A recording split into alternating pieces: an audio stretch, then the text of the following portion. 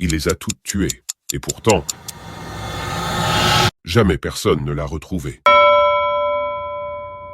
Il s'agit ici d'un tueur, pas un monstre de film, un vrai, un homme, ou plutôt une ombre. Oui, une ombre. Un homme fait de chair et de sang, comme toi et moi, qui a fait trembler toute une ville. Londres, 1888. Le quartier de Whitechapel, un endroit pauvre, sale, rempli de ruelles sombres. Et dans ces ruelles, des femmes se faisaient tuer, l'une après l'autre. La première victime, Mary Ann Nichols, on l'a retrouvée morte, dans la rue, gorge tranchée, ventre ouvert, comme si quelqu'un avait voulu montrer ce qu'il savait faire avec un couteau. Et ce qui sautait aux yeux, c'est qu'il maîtrisait cet art. Deuxième victime, Annie Chapman, même carnage. Et là, ils ont compris qu'il ne s'agissait pas d'un tueur occasionnel, mais d'un vrai. Ce qui dérangeait le plus, c'est que lui, il s'amusait.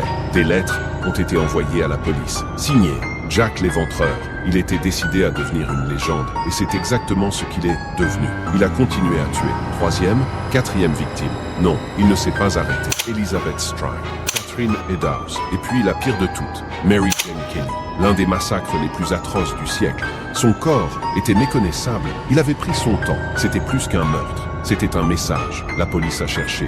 Des médecins, des bouchers, des étrangers, même des nobles ont été interrogés. La ville réclamait un coupable, mais ils ne l'ont jamais trouvé. Jamais. Jack a disparu, sans laisser de traces, pas de visage, pas de nom, juste un surnom et des cadavres derrière lui. Aujourd'hui encore, personne ne sait qui il était. Mais une chose est sûre, Jack l'Éventreur a bel et bien existé, et il n'a jamais été arrêté.